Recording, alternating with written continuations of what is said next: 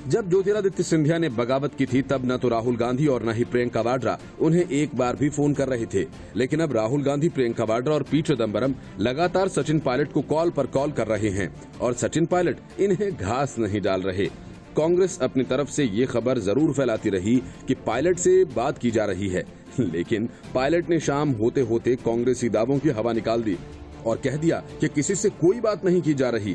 अशोक गहलोत ने फर्जी लिस्ट जारी कर बता दिया कि उनके पास 100 से ज्यादा विधायक हैं, लेकिन पायलट ने अपने समर्थक विधायकों का एक वीडियो शेयर कर कहा कि गहलोत के पास कांग्रेस के सिर्फ 84 विधायक हैं। अगर गहलोत के पास बहुमत है तो वे गिनती करवा लें। मतलब कि पायलट ने कांग्रेसी खेल की हवा बिगाड़ कर रख दी है, जिसके सहारे उनके मैनेजर दिन भर गपबाजी करते रहे। कांग्रेस का एक गुट ये मानकर चल रहा है कि पायलट के नखरे दरअसल समय काटने की एक जुगत हैं, ताकि बागी विधायकों की लिस्ट और लंबी की जा सके। कांग्रेस नेताओं को लगता है कि भले ही पायलट के पास पर्याप्त संख्या बल न हो, मगर वो बीजेपी की मदद से गहलोत के खिलाफ खेमाबंदी कर सकते हैं।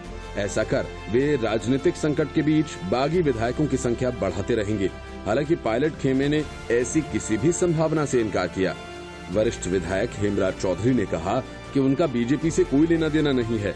चौधरी ने कहा कि वे अपनी डिमांड पर अड़िग हैं और जयपुर में नेतृत्व परिवर्तन कांग्रेस के हित में है। हालांकि पायलट ने साफ कहा कि वे विकल्पों को खारिज नहीं कर रहे, मगर कांग्रेस में कुछ को लग रहा है कि शायद पायलट की कुछ ज्यादा ही मनोहार की गई। पायलट इन सब से परेशान नहीं है। कांग्रेस सूत्रों का दावा है कि पायलट ने भले ही 30 विधायकों के साथ होने का दावा किया, मगर उनके पास 21 ही विधायक हैं। उन्होंने ये भी आरोप लगाया कि पायलट बीजेपी के साथ डील कर चुके हैं। सोमवार को विधायक दल की बैठक के बाद सीएम अशोक गहलोत ने विजय का दावा किया। इसे डिप्टी सीएम पायलट ने खारिज कर दिया और कहा कि उनके पास बहुमत नहीं है। पायलट ने विधायक दल की बैठक के नतीजे पर भी सवाल उठाए। उन्होंने साफ कर दिया कि वे अपनी बात पर अड़े हुए हैं और बागी तेवर अपनाने के बाद समझौते को तैयार नहीं हैं। पायलट और उनके खेमे के विधायक उस बैठक में शामिल नहीं हुए। Bureau report, news of India. Rajasthan की कहानी उसी तरह लिखी जा रही है जैसे मध्य प्रदेश की लिखी गई। सारे किरदार पहले से तय थे, पर्दा उठा और कमलनाथ का खेल हो गया। राजस्थान में भी वैसा ही होता नजर आ रहा है। दिलचस्प तो ये है कि इसमें भी कई वही पुराने किरदार हैं जो मध्य प्रदेश में सक्रिय थे। 4 महीने पहले सिंधिया बीजेपी में शामिल हुए थे और मध्य प्रदेश में बीजेपी की सरकार बनी। सिंधिया को साधने और ऑपरेशन लोटस को कामयाब बनाने में सबसे बड़ी भूमिका भाजपा प्रवक्ता जफर इस्लाम की थी। अब राजस्थान के सियासी खेल में भी जफर इस्लाम काफी सक्रिय हैं। सूत्र बताते हैं कि ज्योतिरादित्य सिंधिया और सचिन पायलट के बीच हुई मुलाकात के बाद से जफर इस्लाम पायलट के संपर्क में हैं और राजस्थान के सारे घटनाक्रम की अपडेट बीजेपी आला कमान को दे रहे हैं। जफर इस्लाम के सिंधिया से अच्छे संबंध हैं, वे अक्सर मिला करते हैं, इसलिए सिंधिया को बीजेपी में लाने की जिम्मेदारी जफर इस्लाम को सौंपी गई थी। अब वही काम जफर इस्लाम पायलट के मामले में भी करते दिखाई दे रहे हैं।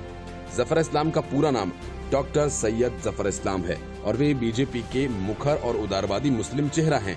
बीजेपी में उनका करियर अभी सिर्फ 7 साल का है, लेकिन उनका कद तेजी से बढ़ा है। बतौर बीजेपी प्रवक्ता जफर मीडिया के लिए जाना पहचाना चेहरा है। टीवी चैनल्स पर डिबेट में वे हर रोज बीजेपी का पक्ष रखते हैं और चुभते सवालों से पार्टी का बचाव भी करते हैं। राजनीति में आने से पहले वे ड्यूश बैंक के एमडी थे और विदेश में थे। अभी वे बीजेपी के प्रवक्ता के अलावा एयर इंडिया के बोर्ड में स्वतंत्र निदेशक भी हैं। पीएम मोदी की राजनीति से प्रभावित होकर जफर इस्लाम ने बीजेपी से अपनी राजनीतिक पारी की शुरुआत की। पीएम मोदी से जफर इस्लाम के अच्छे रिश्ते हैं और वे अमित शाह व जेपी नड्डा के गुड बुक में भी हैं। कुछ दिन पहले मीडिया को उन्होंने बताया था कि वे 2013 में जब राजनीति में आए तब वे ड्यूश बैंक के एमडी थे। संयोग से नरेंद्र मोदी से उनकी मुलाकात हुई। मोदी ने उनके राष्ट्र निर्माण के सपने के साथ जुड़ने की पेशकश की। जफर ने कहा, अब मैं बीजेपी का राष्ट्रीय प्रवक्ता हूं, अब अपने लोगों में जाकर प्रधानमंत्री मोदी का विजन पेश करता हूं।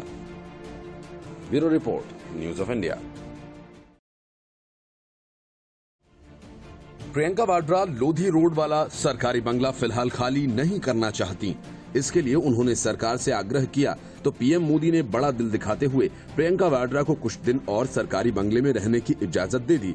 ऐसे समय में जब लोग राजनीतिक विद्वेष में गांधी परिवार को परेशान करने के लिए अभियान चलाए जाने का आरोप लगा रहे हैं, तब पीएम मोदी द्वारा दिखाई गई उदारता से उनके उदार मन का पता चलता है। हाल ही में सरकार ने प्रियंका को नोटिस जारी कर 35 एस्टेट बंगला 1 अगस्त से पहले खाली करने के लिए कहा था।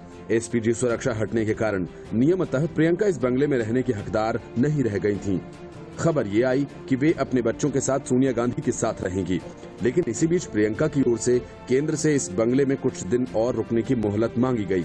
ये मामला जब पीएम के संज्ञान में आया तो उन्होंने प्रियंका का अनुरोध स्वीकार कर कुछ और दिन रहने की अनुमति दे दी। इस मामले से जुड़े लोगों ने बताया कि ये पहला मौका नहीं है जब गांधी परिवार के प्रति उन्होंने बड़ा दिल दिखाया। जो परिवार उन्हें रात दिन कोसता है, अब शब्द कहता है और नीचा दिखाने के लिए कोई अवसर नहीं छोड़ता, उसके साथ भी वे भलमनसाहत दिखा चुके हैं। ऐसे में जब लोगों में एक आम धारणा बन गई है, बीजेपी और कांग्रेस के रिश्तों में बेहद कड़वाहट आ गई है, पीएम मोदी की ये पहल एक उदार नेता की छवि को दर्शाती है। मोदी ने साल 2011 में सोनिया गांधी के लिए शुभेच्छा जाहिर की थी, जब स्वास्थ्य समस्याओं के चलते वे विदेश जा रही थीं। साल 2013 में जब सोनिया गांधी यूपीए की अध्यक्ष थीं और उनकी तबीयत खराब हो गई थी, तब उन्हें संसद भवन से अस्पताल ले जाया गया था। बाद में वे घर लौटी। तब मोदी ने ट्वीट कर कहा था कि ये जानकर बेहद खुशी हुई कि सोनिया जी अब स्वस्थ हैं। Bureau report, news of India. Rajasthan की धमक महाराष्ट्र में बड़े गौर से सुनी जा रही है। कर्नाटक, मध्य प्रदेश और अब राजस्थान का हाल देखकर उद्धव ठाकरे और शरद पवार बेकरार हो गए हैं। शरद पवार बिना वक्त गंवाए उद्धव ठाकरे के दरबार में हाजिर हो गए।